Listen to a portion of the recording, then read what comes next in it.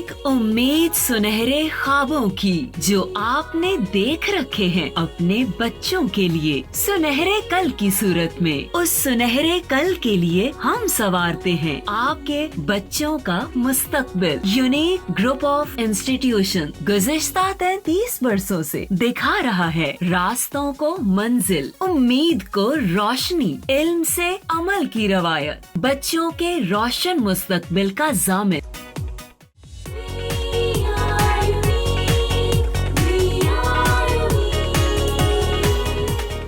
बिस्मिल्लाहिर्रहमानिर्रहीम। अस्सलाम वालेकुम स्टूडेंट, कैसे हैं आप लोग?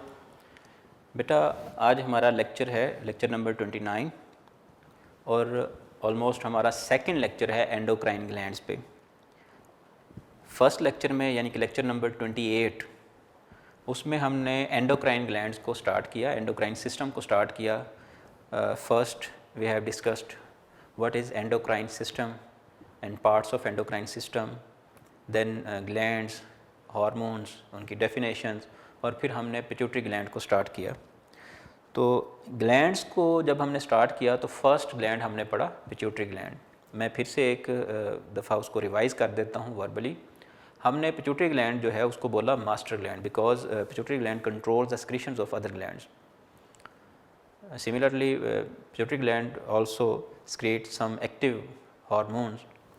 तो वो किस तरह से कंट्रोल करता है? असल में वो अपने हार्मोन सेंड करता है, जिस तरह से हमने TSH पढ़ा, एक थायराइड स्टिमुलेटिंग हार्मोन।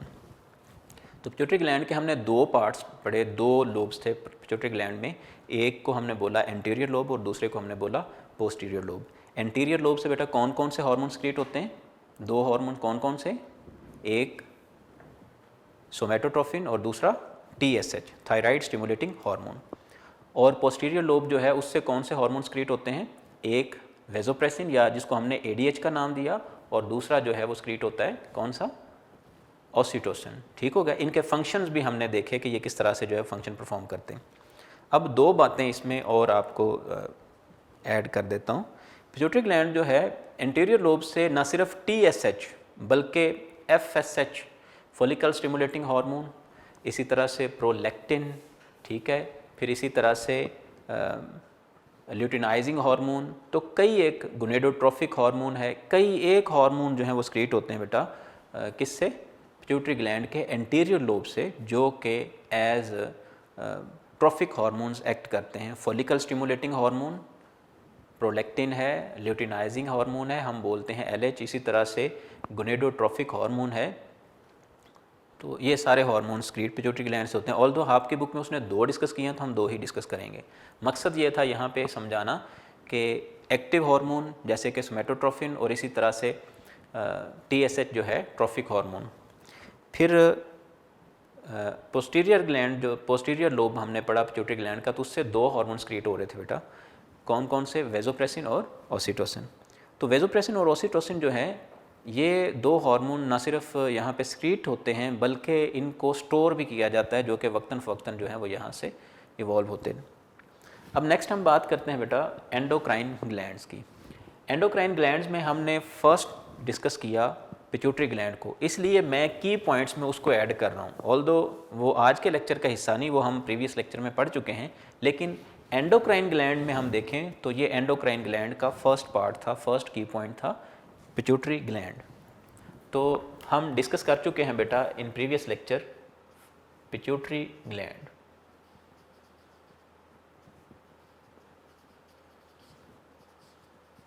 इस लेक्चर में बेटा हम डिस्कस करने जा रहे हैं thyroid gland, thyroid gland, then we will discuss parathyroid gland, parathyroid glands, then number 4 पे हम डिस्कस करेंगे एड्रिनल ग्लैंड्स।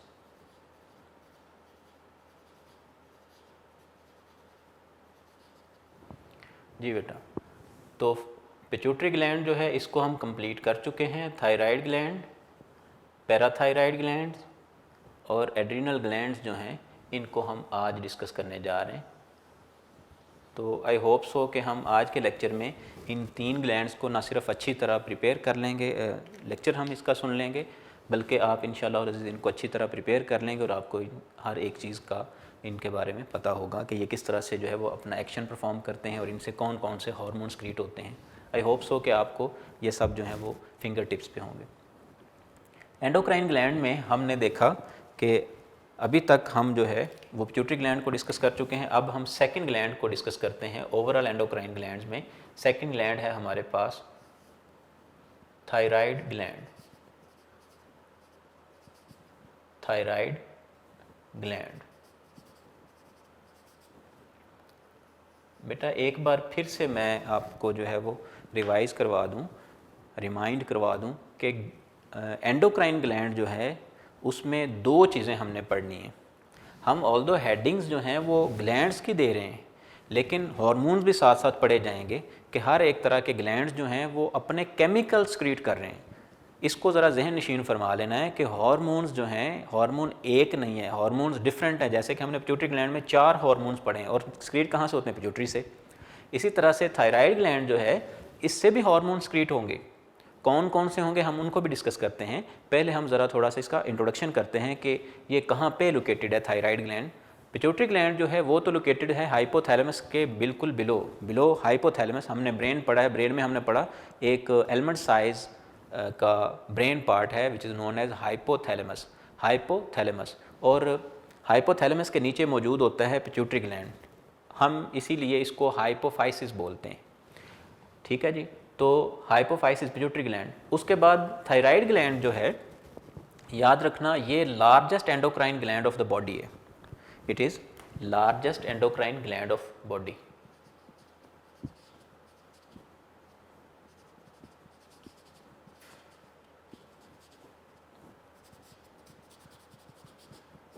जब ओवरऑल ग्लैंड की बात की जाए कि largest gland of the body, वो लिवर आप बताएंगे। जब एंडोक्राइन ग्लैंड की बात होगी then we will tell thyroid gland. तो थायराइड ग्लैंड जो है it is located below neck region, below larynx in neck region. Larynx जिसको आपने बोला था voice box in first chapter, तो वॉइस बॉक्स के बिल्कुल नीचे जो है ये थायराइड ग्लैंड मौजूद है, below larynx in neck reason.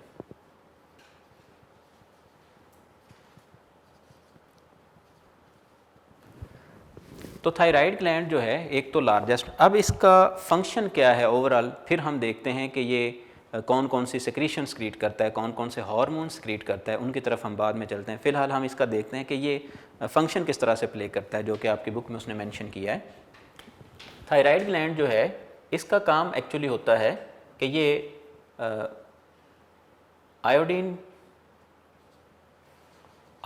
Concentration को लेके, आयोडीन को यूज़ करते हुए ये प्रिपेयर करता है अपने हार्मोन्स थायरॉक्सिन। अपना हार्मोन सक्रीट करता है थायरॉक्सिन। और थायरॉक्सिन जो है, थायरॉक्सिन ये प्रोमोट करता है बेटा एनर्जी जनरेशन को, ये कंट्रोल करता है एनर्जी जनरेशन को। और हमें पता है कि एनर्जी जनरेशन कैसे होती है? रेस्पिरेशन से। सो आप ये कह सकते हैं कि ये रेस्पिरेशन को कंट्रोल करता है। अब रेस्पिरेशन के नतीजे में ही बेटा बनेगी एनर्जी। सो आयोडीन थायरॉक्सिन सक्रीट करवाती है, यानी कि थायराइड ग्लैंड जो है ये आयोडीन को यूज़ करते हुए अपना हार्मोन थायरॉक्सिन सक्रीट करता है। और थायरॉक्सिन जो है ये एक्ट करता है किसके लिए? एनर्जी जनरेशन के लिए। तो आप ये देखें यहाँ पे एक मोस्ट इम्पॉर्टेंट चीज़ है, दैट इज़ आयोडीन। अब अगर आयोडीन अगर मौजूद ना हो, अगर आयोडीन की कमी हो ह्यूमन बॉडी में, तो इसका मतलब ये होगा कि या तो थायरॉक्सिन की जो सिक्रीशन है वो रुक जाएगी बिल्कुल, और या फिर जो है आयोडीन कंसंट्रेशन जो है वो कम होने की वजह से ये सिक्रीशन कम हो जाएगी। और सीवियर कंडीशंस में जब आयोडीन की बहुत ज़्यादा कमी हो जाए तो फिर फर्दर कई एक कॉम्प्लिकेशन जो है वो जन्म ले सकती हैं। अब इसको ज़रा हम समझते हैं कि आयोडीन जो है, आयोडीन की कमी की सिचुएशन में या आयोडीन के ज़्यादा होने की वजह से, यानी कि थायरॉक्सिन कम या ज़्यादा होने की वजह से कुछ सिचुएशन जन्म लेंगी। फ़िलहाल थायराइड ग्लैंड जो है, इसकी तरफ आते हैं। थायराइड ग्लैंड जो है ये 2 तरह की सेक्रीशन क्रिएट करता है। उसके बाद हम ज़रा बात करते हैं कि उन सेक्रीशंस में एक तो हमारे पास हो गया थायरॉक्सिन, और दूसरी सेक्रीशन कौन सी है। फ़िलहाल हम नाम दे लें, हार्मोन्स कौन से क्रिएट होते हैं, उसके बाद हम इस बात की तरफ दोबारा आते हैं। तो थायराइड ग्लैंड जो है, इससे बेटा 2 हार्मोन्स क्रिएट होते हैं। कौन से 2 हार्मोन्स क्रिएट होते हैं? नंबर 1 पे थायरॉक्सिन है,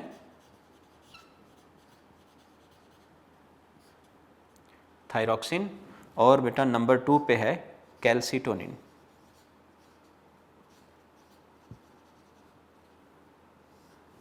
थायरॉक्सिन एंड कैल्सिटोनिन। अब ज़रा देखें, हम थायरॉक्सिन और कैल्सिटोनिन को इन डिटेल ज़रा अभी देखते हैं। फ़िलहाल एक और बहुत इम्पोर्टेंट टर्म है और आपको अंदाज़ा होना चाहिए, पता होना चाहिए, उसकी तरफ मैं आपकी तवज्जो दिलाता हूँ कि आयोडीन जो है, आयोडीन की सेक्रीशन जो है, आयोडीन कंसंट्रेशन जो है वो अगर लो हो, सो हम ये कह सकते हैं diminished iodine concentration, diminished iodine concentration. So in diminished iodine concentration क्या होगा, एक सिचुएशन जन्म लेती है, हम इसको नाम देते हैं गाइटर।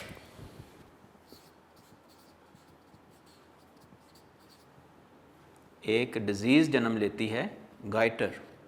इसमें एक्चुअली क्या होता है, इसमें थायराइड ग्लैंड जो है ये स्वेल हो जाता है। थायराइड ग्लैंड की स्वेलिंग किस वजह से होती है? ड्यू टू लैक ऑफ और डिमिनिश्ड कंसंट्रेशन ऑफ आयोडीन। तो आयोडीन की कमी की वजह से डिजीज़ कौन सी होती है?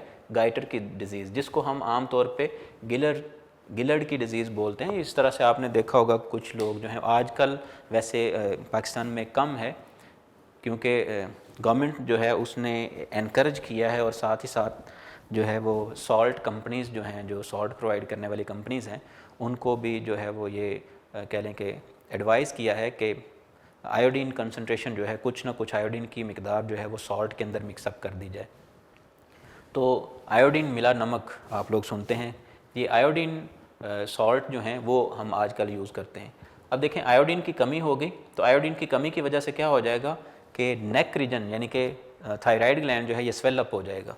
इसकी स्वेलिंग जो है, इसको हम नाम देते हैं गाइटर। ठीक हो गया जी। So lack of functioning of thyroid gland due to declined situation या डिक्लाइंड कंसंट्रेशन और diminished concentration of iodine, thyroid gland जो है वो स्वेल अप हो जाती है। So this swelling of thyroid gland due to lack of functioning goitre, तो उसकी अब फंक्शनिंग जो है वो प्रॉपर नहीं रही और उसमें वो स्वेल अप हो गया थायराइड ग्लैंड। दैट्स वाई हम उसको नाम देते हैं कि ये गाइटर की डिजीज़ है। सो आई होप सो कि आपको गाइटर जो है इसकी समझ आ गई होगी कि गाइटर की डिजीज़ क्या है। गाइटर की डिजीज़ एक्चुअली होती है due to lack of iodine concentration.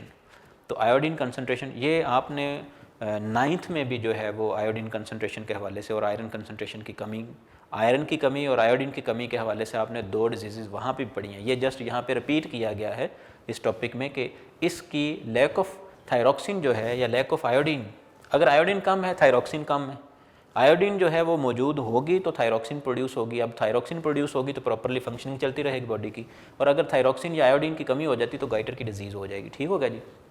Next हम चलते हैं अब थायरॉक्सिन हार्मोन्स की तरफ चलते हैं। अब थायरॉक्सिन या कैल्सिटोनिन जो है इनके क्या काम हैं, इनको 1 बाय 1 हम देखते हैं। फर्स्ट है हमारे पास थायरॉक्सिन और सेकंड हम डिस्कस करेंगे कैल्सिटोनिन को। बेटा थायरॉक्सिन जो है अभी हमने देखा है कि थायरॉक्सिन का काम है एनर्जी जनरेशन। सो थायरॉक्सिन जो है ये प्रमोट करता है रेस्पायरेशन को।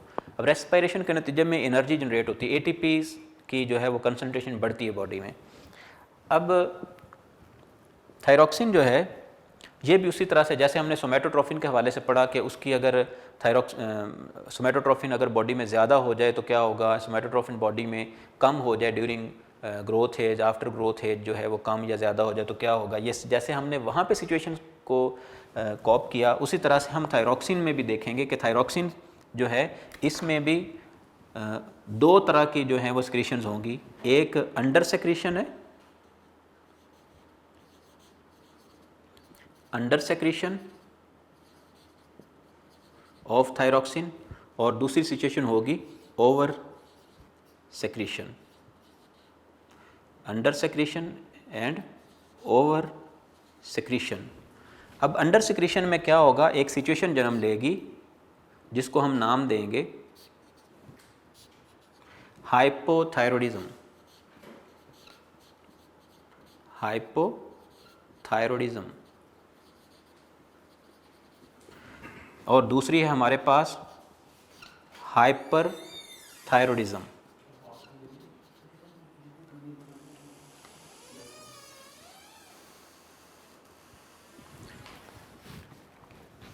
जी बेटा, दो तरह की सिचुएशन जन्म ले रही हैं, एक हाइपोथायरॉयडिज्म और दूसरी हाइपर थायरॉयडिज्म। मैंने कहा थायरॉक्सिन जो है लाइक सोमैटोट्रोफिन, थायरॉक्सिन लाइक सोमैटोट्रोफिन, थायरॉक्सिन जो है इसकी सेक्रेशन भी जो है वो कम या ज़्यादा हो सकती है। अगर नॉर्मल सिचुएशन है तो फिर जो है वो नॉर्मल ग्रोथ होती रहेगी, क्योंकि थायरॉक्सिन जो है ये सोमैटोट्रोफिन को सपोर्ट करता है इन ग्रोथ। सो थायरॉक्सिन और सोमैटोट्रोफिन जो है ये दोनों जो है वो एक दूसरे को सपोर्ट करते हैं और ग्रोथ का प्रोसेस जो है वो कंप्लीट होता है। अब थायरॉक्सिन जो है इसकी भी सेक्रीशन कम या ज़्यादा हो सकती है। अगर थायरॉक्सिन अंडर सेक्रीशन है तो एक कंडीशन जन्म लेगी बॉडी में, इसको हम बोलते हैं हाइपोथायरॉयडिज्म, हाइपोथायरॉयडिज्म। और दूसरी सिचुएशन है, बाज़ दफ़ा ऐसा होता है कि थायरॉक्सिन जो है वो बॉडी में उसकी सेक्रीशन ज़्यादा हो जाती है, एनर्जी जनरेशन ज़्यादा हो जाती है, सो इसको हम बोलते हैं हाइपर थायरॉयडिज्म, हाइपर थायरॉयडिज्म। अब नाम से जाहिर है हाइपो को बोलते हैं बिलो, हाइपो लो लेवल, और हाइपर जो है, हाइपर आप समझते हैं हायर लेवल है, अपर लेवल। तो हाइपोथायरॉयडिज्म एनर्जी जनरेशन कम है, हाइपर थायरॉयडिज्म एनर्जी जनरेशन ज़्यादा है। इन दोनों सिचुएशंस के कुछ सिम्टम्स आपकी बुक में उसने डिस्कस किए हैं। हाइपोथायरॉयडिज्म जो है इस दौरान बेटा क्या होता है, लो एनर्जी लेवल है, लो एनर्जी लेवल, फिर इसी तरह से स्लो हार्ट बीट है, स्लो हार्ट बीट, ये हाइपोथायरॉयडिज्म है। फिलहाल मैंने दो यहाँ पे सिम्टम्स जो हैं वो यहाँ पे मेंशन कर दिए। उसके बाद है बेटा ओवर सेक्रीशन में क्या होगा, इसका बिल्कुल ऑपोजिट होगा। यहाँ पे हायर लेवल ऑफ एटीपीज या higher level of higher energy level या synthesis, higher synthesis of energy level, higher energy, ठीक है, यानी कि सिंथेसिस ऑफ एनर्जी जो है उसकी हायर लेवल पे लेके जाया जाता है। So higher energy level. दूसरी तरफ हमने बोला स्लो हार्ट बीट, तो यहाँ पे होगा हाई हार्ट रेट।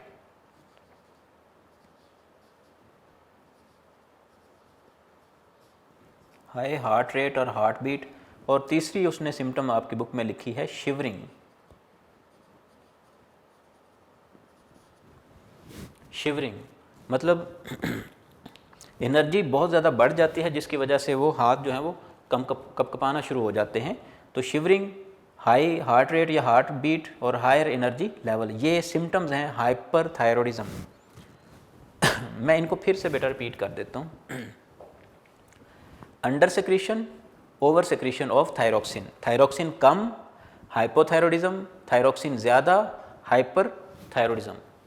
हाइपोथायरॉयडिज्म की ये दो सिम्टम्स उसने दिए हैं आपकी बुक में, और हाइपर थायरॉयडिज्म की ये सिम्टम्स हैं। अगर एनर्जी ज़्यादा कम प्रोड्यूस हो रही है हाइपोथायरॉयडिज्म, इसकी रीज़न क्या है, थायरॉक्सिन की कमी। एनर्जी ज़्यादा प्रोड्यूस हो रही है हाइपर थायरॉयडिज्म, इसकी रीज़न भी थायरॉक्सिन है, लेकिन थायरॉक्सिन की ज़्यादा क्वांटिटी। नेक्स्ट है हमारे पास कैल्सिटोनिन। अब कैल्सिटोनिन क्या चीज़ है, याद रखना कैल्सिटोनिन नाम से जाहिर है कि ये एक कैल्शियम रिलेटेड हार्मोन है। तो इसका काम क्या है, इसका काम होता है बेटा कैल्शियम का काम होता है टू कंट्रोल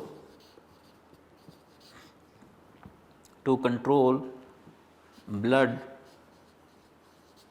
कैल्शियम लेवल। इसका काम है ब्लड कैल्शियम लेवल को कंट्रोल करना। जैसे हम कहते हैं शुगर लेवल के बारे में हमने पढ़ा, इंसुलिन शुगर लेवल को कंट्रोल करता है, आगे हम इन डिटेल देखेंगे। उसी तरह से ये कैल्शियम लेवल जो है, ब्लड कैल्शियम लेवल को कंट्रोल कर रहा है कौन? कैल्सिटोनिन। किस तरह से? इसका काम असल में होता है कि कैल्शियम को डिपॉजिट करवाना, ब्लड से कैल्शियम को पिक करना और डिपॉजिट करवाना बोन्स पे। आप ऐसा कह सकते हैं कि ब्लड से कैल्शियम को लिया जाता है और बोन्स पे डिपॉजिट करवाया जाता है। ब्लड से कैल्शियम लिया जाता है और बोन्स पे डिपॉजिट करवाया जाता है। कैल्शियम आइंस जो हैं वो बोन्स पे डिपॉजिट करवाए जाते हैं। इसका मतलब यह है कि इस नतीजे में बोन्स तो स्ट्रेंथन हो जाएंगी और ब्लड में जो है कैल्शियम लेवल वो कम हो जाएगा। याद रखना, कैल्सिटोनिन जो है ये एक पेयर ऑफ हार्मोन में से एक हार्मोन है। अभी जिस तरह से कंप्लीमेंट्री हार्मोन्स का वर्ड हम इस्तेमाल कर सकते हैं कि दो हार्मोन्स एक दूसरे के साथ जो है पैरेलल चलते हैं। जैसे कि हम एक एग्जांपल आगे भी पढ़ेंगे, इंसुलिन और ग्लूकागोन दोनों एक दूसरे के साथ चलते हैं, यानी कि एक शुगर लेवल को मिनिमाइज़ कर रहा है, दूसरा जो है वो मैक्सिमाइज़ कर रहा है। इसी तरह से कैल्सिटोनिन जो है ये ब्लड कैल्शियम लेवल को लो करता है और बोन्स पे इसकी कंसंट्रेशन को बढ़ा देता है, यानी कि बोन्स को स्ट्रेंथन करता है with the deposition of calcium ions. आप ये कह सकते हैं फाइनली कि कैल्शियम जो है इसका काम है बोन्स पे कैल्शियम आइंस को डिपॉजिट करवाना। अब इसका जो कंप्लीमेंट्री है, जो इसके साथ मिलकर काम करेगा, वो हार्मोन थायराइड ग्लैंड से स्क्रीट नहीं होता, बल्कि वो पैराथायराइड ग्लैंड से स्क्रीट होगा। पैराथायराइड ग्लैंड्स की तरफ हम चलते हैं। आज के लेक्चर का सेकंड पार्ट और ओवरऑल एंडोक्राइन ग्लैंड का थर्ड ग्लैंड जो है उसकी तरफ हम चलते हैं। अभी तक हमने जो है वो पिट्यूटरी ग्लैंड, थायराइड ग्लैंड को डिस्कस किया, अब हम डिस्कस करते हैं पैराथायराइड ग्लैंड। बेटा आ जाएं इस तरफ। नंबर 3 पे है हमारे पास पैराथायराइड ग्लैंड।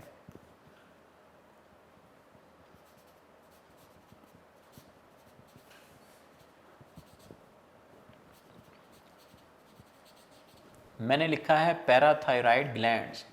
पैराथायराइड ग्लैंड्स इसका मतलब यह है कि ये एक ग्लैंड नहीं है। ग्लैंड्स का वर्ड इस्तेमाल किया है तो डेफिनेटली ये एक ग्लैंड नहीं है, बल्कि ये तादाद में 4 हैं। There are 4 parathyroid glands. तो पैराथायराइड ग्लैंड्स जो हैं ये कहाँ पे मौजूद हैं? ये थायराइड ग्लैंड जो है उसकी लेटरल साइड्स पे मौजूद हैं, इनके साइडों पे मौजूद हैं और ये 4 इन नंबर हैं। पैराथायराइड ग्लैंड जो हैं इनके हार्मोन्स की अगर बात करें, इससे कौन से हार्मोन स्क्रीट होते हैं, तो याद रखें इसमें से सिर्फ और सिर्फ एक ही हार्मोन स्क्रीट होता है और उसको हम बोलते हैं पैराथॉर्मोन। पैराथॉर्मोन, इसमें से सिर्फ एक हार्मोन स्क्रीट हो रहा है, पैराथॉर्मोन। अब पैराथॉर्मोन जो है ये क्या है, ये किस तरह से एक्ट करता है? Simply we can say it is complementary to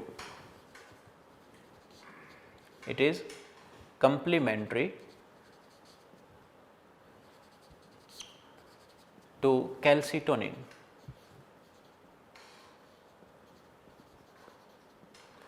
ये कैल्सिटोनिन का कंप्लीमेंट्री है, यानी कि ये उसका ऑपोजिट काम करेगा कैल्सिटोनिन का। कैल्सिटोनिन जो है इसका क्या काम था, इसका काम, और इसको हम ज़रा दोनों को कंपेयर करते हैं। ये ज़रा गौर फरमाइएगा कि लेट्स से एक तरफ ब्लड है, दूसरी तरफ जो है वो बोन, ब्लड और बोन्स। तो ब्लड से कैल्शियम आइंस को पिक करके इनको डिपॉजिट करवाया जाता है ऑन बोन्स। ब्लड इधर से लिए जाते हैं कैल्शियम आइंस और इनको डिपॉजिट करवाया जाता है बोन्स पे। अब दूसरी तरफ बोन्स से जो है वो कैल्शियम आइंस को लिया जाता है और उनको डिपॉजिट करवाया जाता है इन ब्लड। तो दोनों तरफ जो हैं वो यूज़ क्या हो रहे हैं? कैल्शियम आइंस ही, कैल्शियम आइंस। तो कैल्शियम आइन बेटा दोनों तरफ, यानी कि ब्लड से आ रहा है, कैल्शियम आइंस आ रहे हैं इन ऑन बोन्स, और बोन से कैल्शियम आइंस जो हैं वो जा रहे हैं टुवर्ड्स ब्लड। तो ये दोनों काम जो हैं, एक को तो हमने देखा था कि ब्लड से कैल्शियम आइंस बोन्स की तरफ लेके आ रहा है, यानी कि ब्लड में कैल्शियम कंसंट्रेशन जो है उसको कम किया जाता है, मिनिमाइज़ किया जाता है with the help of calcitonin. इसका मतलब यह है कि ब्लड से बोन्स पे डिपॉजिट करवाने वाला हार्मोन कौन है? कैल्सिटोनिन।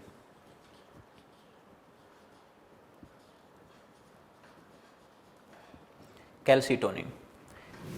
अब जो इसका ऑपोजिट काम करेगा डेफिनेटली वो कौन सा है? हमने अभी बोला है कंप्लीमेंट्री टू कैल्सिटोनिन। कौन? पैराथॉर्मोन। सो ये काम जो है वो करने वाला है पैराथॉर्मोन। सो पैराथॉर्मोन क्या कर रहा है? पैराथॉर्मोन का काम ये है कि बोन से कैल्शियम आयंस को पिक करना और डिपॉजिट करवाना इन ब्लड, और कैल्सिटोनिन का काम है ब्लड से कैल्शियम आयंस को पिक करना और डिपॉजिट करवाना ऑन बोन्स। सो इस तरह से आप कह सकते हैं कि ये दोनों जो हैं वो एक दूसरे के ऑपोजिट काम कर रहे हैं। दैट्स वाई हम इनको क्या बोलते हैं? ये कंप्लीमेंट्री हैं, कंप्लीमेंट्री पेयर ऑफ हार्मोन्स। अब एक जो है, अगर हम इशारतन ज़रा समझें तो blood concentration, blood calcium concentration की बात करें तो एक जो है ब्लड कैल्शियम कंसंट्रेशन को मिनिमाइज़ कर रहा है, ठीक है, और दूसरा जो है वो मैक्सिमाइज़ कर रहा है। पैराथॉर्मोन जो है वो ब्लड कंसंट्रेशन को बढ़ा रहा है, ब्लड कैल्शियम कंसंट्रेशन को, जबकि कैल्सिटोनिन जो है वो ब्लड कैल्शियम कंसंट्रेशन को कम कर रहा है, घटा रहा है। सो बेटा ये था पैराथायराइड ग्लैंड्स। पैराथायराइड ग्लैंड्स जो हैं वो तादाद में 4 हैं, और इनसे हार्मोन कौन से स्क्रीट होते हैं? एक सिंगल हार्मोन स्क्रीट होता है पैराथॉर्मोन। पैराथॉर्मोन जो है ये कम्प्लीमेंट्री है टू कैल्सिटोनिन, और मैंने आपको ये एक खाका सा बना के जो है वो शॉर्टली बता दिया कि इसकी फंक्शनिंग एक्चुअली क्या है। अगर पैराथॉर्मोन जो है आप कह सकते हैं it work complementary to calcitonin. How? Parathormone जो है it deposit calcium ions, it takes calcium ion from bones and deposit them into blood stream। तो इस तरह से ठीक होगा जी। अब अगली बात हम करते हैं इन दोनों सिचुएशन में। अब चूंकि हमने कैल्सिटोनिन की भी बात कर ली है और पैराथॉर्मोन की भी बात कर ली है, ये दोनों एक दूसरे के कंप्लीमेंट्री हैं। अब इन दोनों की बातों को ज़रा हम कंपेयर करते हैं कि क्या इसमें भी कोई मसला होता है? जैसे कि आपने पढ़ा हुआ है, आपने सुना हुआ है मोस्टली कि इंसुलिन की कमी हो जाए बॉडी में तो ब्लड शुगर लेवल जो है वो इंक्रीज़ हो जाता है। उसी तरह से क्या कैल्सिटोनिन की कमी या पैराथॉर्मोन की कमी से भी कोई मसला हो सकता है? इसको ज़रा हम देखते हैं। जब कह लें कि ओवर सिक्रीशन होगी, जब ओवर सिक्रीशन होगी ऑफ पैराथॉर्मोन, तो पैराथॉर्मोन क्या करेगा? ओवर सिक्रीशन ऑफ पैराथॉर्मोन,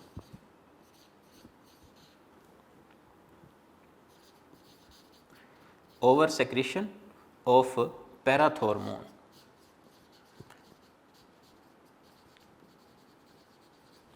जी बेटा, ओवर सेक्रेशन ऑफ पैराथॉर्मोन क्या करेगी?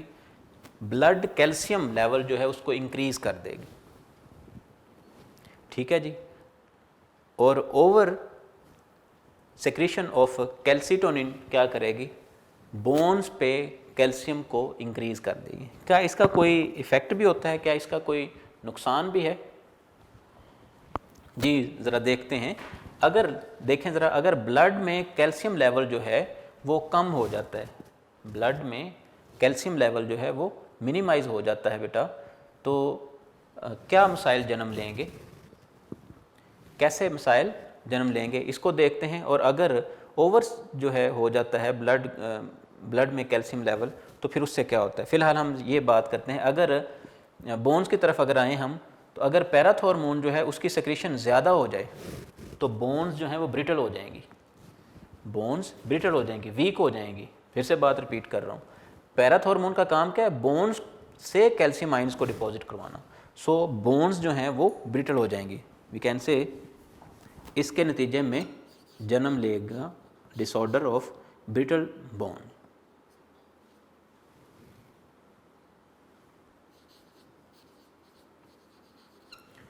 अब इसके बरक्स अगर अंडर सेक्रेशन ऑफ पैराथॉर्मोन हो, हम एक की फ़िलहाल बात कर लेते हैं, क्योंकि अगर पैराथॉर्मोन की सिक्रीशन ज़्यादा होगी तो डेफिनेटली कैल्सिटोनिन की सिक्रीशन कम होगी, और अगर पैराथॉर्मोन की सिक्रीशन जो है वो ज़्यादा है कम है तो फिर कैल्सिटोनिन ज़्यादा, यानी कि ये एक दूसरे के ऑपोजिट चलेंगे। पैराथॉर्मोन ज़्यादा, कैल्सिटोनिन कम, कैल्सिटोनिन ज़्यादा, पैराथॉर्मोन कम। तो अब इस केस में ब्रिटल बॉन्ड्स हैं, और अगर अंडर सिक्रीशन हो जाए अंडर सेक्रीशन हो जाए, अंडर सेक्रीशन ऑफ पैराथॉर्मोन, तो इस सिचुएशन में क्या होगा, इसमें तो बोन्स वीक हुई और अगर इसकी सेक्रीशन पैराथॉर्मोन की सेक्रीशन कम हो जाए तो फिर कैल्शियम की सेक्रीशन ज़्यादा हो जाएगी। इससे क्या होगा, इससे एक डिसऑर्डर जन्म लेता है जिसको हम बोलते हैं टेटेनिंग। जी बेटा, तो अगर ओवर सेक्रीशन ऑफ पैराथॉर्मोन जो है हो तो फिर ब्रिटल बोन्स जो हैं वो कह लें कि सामने आती हैं, बोन्स जो हैं वो वीक हो जाती हैं। क्यों? क्योंकि पैराथॉर्मोन का काम क्या है, कैल्शियम को बोन से ब्लड में डिपॉजिट करवाना। और अगर ओवर अंडर सेक्रीशन हो जाए यानी कि पैराथॉर्मोन कम हो जाए, पैराथॉर्मोन कम हो जाए तो फिर क्या होगा, ब्लड कैल्शियम लेवल लो हो जाएगा। इस केस में blood calcium level, over secretion of parathormone जो है ये क्या कर रही है, higher level of calcium ions in blood, जबकि अंडर सेक्रीशन जो है ये low level of calcium in blood करेगा। अब ये देखें, पैराथॉर्मोन जो है ये बोन्स को वीक करवा रहा है, असल में बोन से डिपॉजिट करवा रहा है ब्लड, तो ये ब्लड लेवल को इंक्रीज करवा रहा है पैराथॉर्मोन। अगर पैराथॉर्मोन कम होगा तो फिर डेफिनेटली ब्लड में कैल्शियम लेवल जो है वो कम हो जाएगा। अब ब्लड में जब कैल्शियम लेवल कम होगा तो एक डिसऑर्डर जन्म लेता है जिसको हम बोलते हैं टेटनी। इधर ब्रिटल बोन और इधर टेटने का डिसऑर्डर जो है वो जन्म लेगा। अब ब्रिटल बोन्स तो आप जो है इसके बारे में आप 9th में पढ़ चुके हैं, ब्रिटल बोन्स वीक हो जाएंगी, ठीक है जी। उसके बाद है ये टेटनिक, ये क्या डिसऑर्डर है, असल में आप कह सकते हैं कि जब ब्लड कैल्शियम लेवल लो हो जाता है तो मसल्स जो हैं वो अपनी फंक्शनिंग जो है वो खो बैठते हैं, उनकी फंक्शनिंग डिस्टर्ब होती है। तो फंक्शनिंग डिस्टर्ब होती है और सीवियर केसेस में ये टेटने एक डिसऑर्डर है, डिजीज़ है। इसमें क्या होता है, इसको हम जो है वो पहचान सकते हैं, ये एक्चुअली है sharp flexion of, it is sharp flexion, it is sharp flexion of wrist and ankle joints.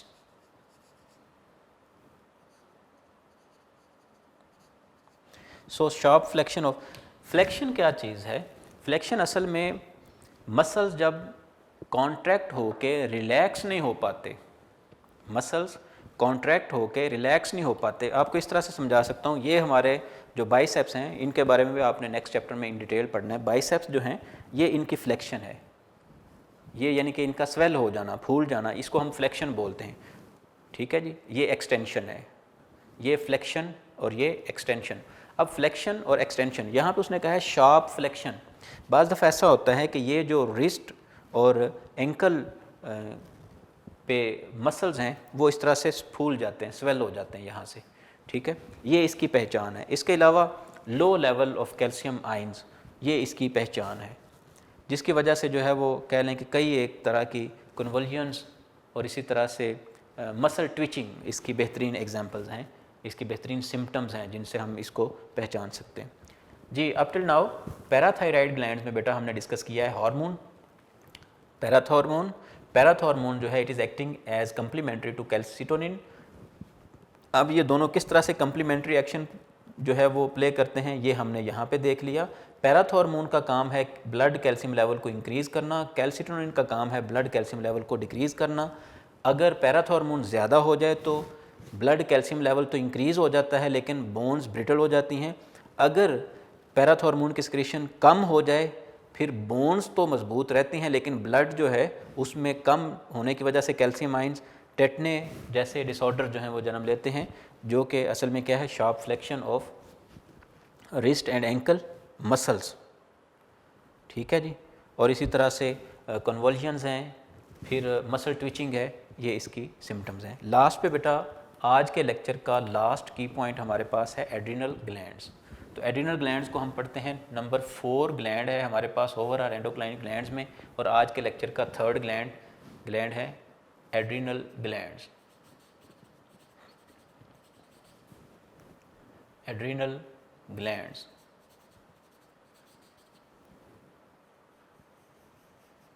जी बेटा, एड्रिनल ग्लैंड्स जो हैं नाम से जाहिर है ये एडिशनल टू रीनल, यानी कि रीनल हमने वर्ड इस्तेमाल किसके लिए किया, जैसे कि आपने 9th में पढ़ा जी, whenever we use the term of cardiac it means it is related to heart.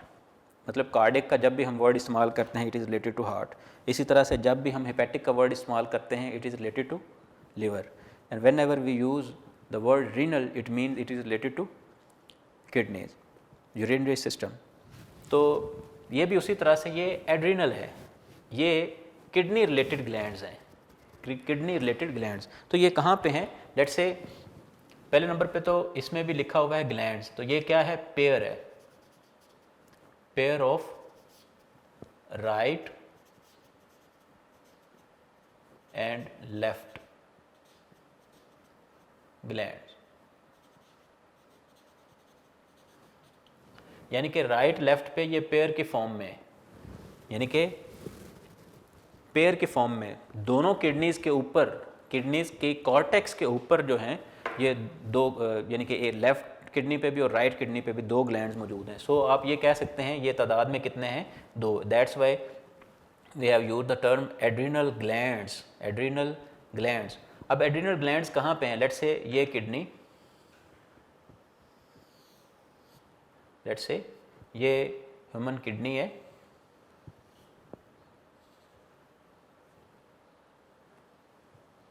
तो बेटा किडनी के ऊपर पहले नंबर पे तो यहाँ पे किडनी में हमने कहा कि किडनी जो है इसके दो रीजन्स आपने पढ़े हैं। एक को आपने बोला रीनल कॉर्टेक्स अपर रीजन को, और इनर रीजन को आपने बोला renal medulla, renal cortex and renal medulla. ये लेट्स से किडनी, और बेटा इसी तरह से किडनी में आपने रीनल मेडुला और रीनल कॉर्टेक्स जो है नाम दिए किडनी के दोनों रीजन को। ये इनर रीजन जिसके अंदर ये पिरामिडल स्ट्रक्चर्स मौजूद हैं, हमने इसको नाम दिया रीनल मेडुला। ये रीनल मेडुला और ये रीनल कॉर्टेक्स है, आर कॉर्टेक्स और ये आर मेडुला। इसके ऊपर बेटा मौजूद होती हैं ग्लैंड्स। ये हमारे पास है, लेट्स से ये लेफ़्ट किडनी है, तो लेफ़्ट किडनी के ऊपर लेफ़्ट एड्रीनल ग्लैंड, ये लेफ़्ट एड्रीनल ग्लैंड। इस तरह से किडनी के ऊपर जो है ये ग्लैंड्स मौजूद हैं लेफ़्ट किडनी पे, और इसी तरह से राइट किडनी के ऊपर ये ग्लैंड्स जो हैं ये मौजूद हैं। इस ग्लैंड के भी दो रीजन्स हैं, ये ज़रा आपने फिर से नोट फरमाना है कि इस ग्लैंड के भी दो रीजन हैं। हम इस ग्लैंड को क्या नाम दे रहे हैं, ओवरऑल हमने कहा है ये एड्रीनल ग्लैंड है, एड्रीनल ग्लैंड।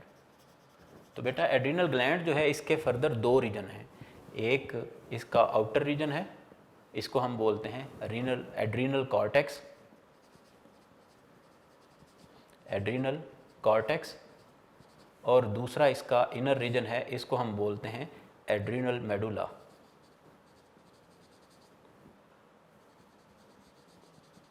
जिस तरह से हमने किडनी के दो पार्ट्स पढ़े, रीनल कॉर्टेक्स और रीनल मेडुला, उसी तरह से एड्रीनल कॉर्टेक्स और adrenal medulla, adrenal cortex and adrenal medulla. जी बेटा, तो इनका फंक्शन क्या है, एड्रीनल ग्लैंड्स जो हैं, एड्रीनल ग्लैंड्स, इनका क्या काम है। इसमें एड्रीनल ग्लैंड से दो तरह की सेक्रीशन क्रिएट होती हैं। कौन कौन सी सेक्रीशन क्रिएट होती हैं उनको ज़रा देखते हैं।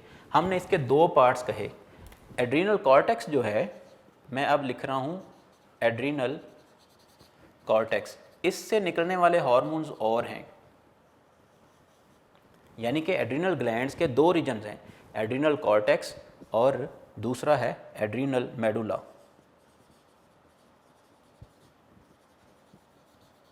जो मेडुलरी रीजन है इससे निकलने वाले हार्मोन्स अलग हैं और एड्रीनल कॉर्टेक्स से निकलने वाले हार्मोन्स अलग हैं। पहले हम एड्रीनल मेडुला की बात करते हैं।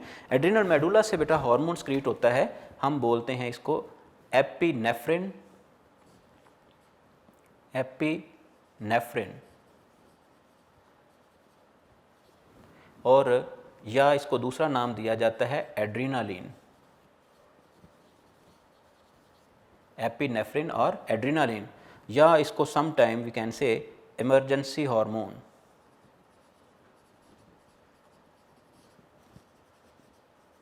और जैसे नाम से जाहिर है emergency hormone, it mean it can cope with emergency situations.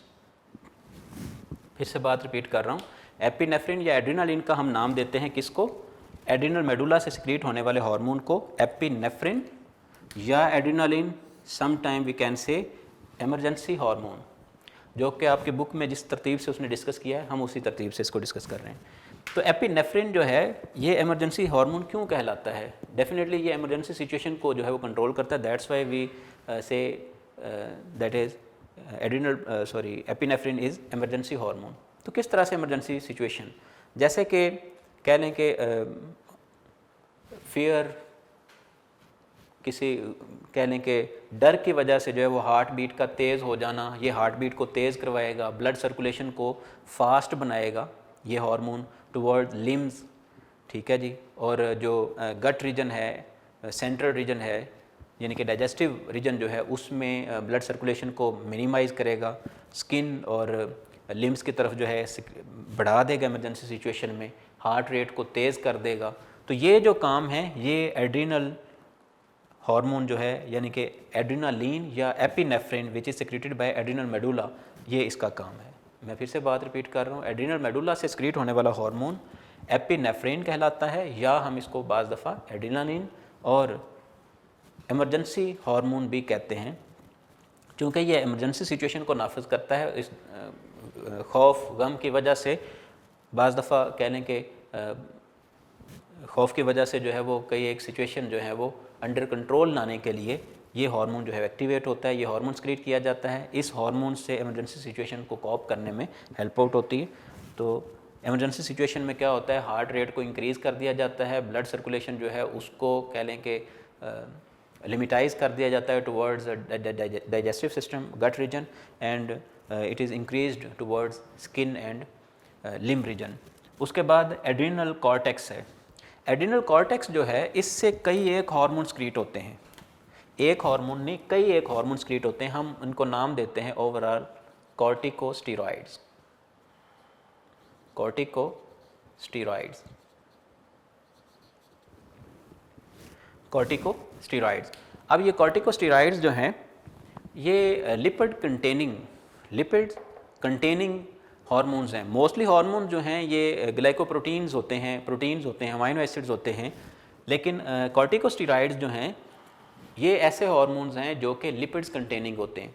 So corticosteroids जो हैं ये एक क्लास ऑफ हार्मोन्स हैं, तो इसमें कई एक तरह के जो है वो हार्मोन शामिल हैं। फ़िलहाल आपकी बुक में उसने यही मेंशन किया है कॉर्टिकोस्टेरॉइड्स। और कॉर्टिकोस्टेरॉइड्स क्या करते हैं, ये किडनी फंक्शनिंग को, नेफ्रॉन फंक्शनिंग को जो है वो कंट्रोल करते हैं।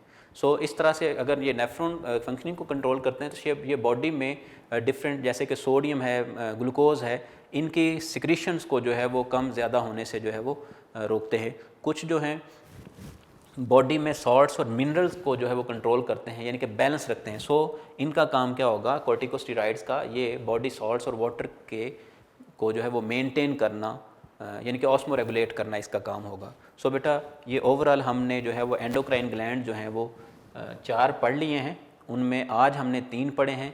प्रीवियस लेक्चर में हमने पिट्यूटरी ग्लैंड पढ़ा और आज हमने थायराइड ग्लैंड, पैराथायराइड ग्लैंड और एड्रिनल ग्लैंड हमने पढ़ लिया।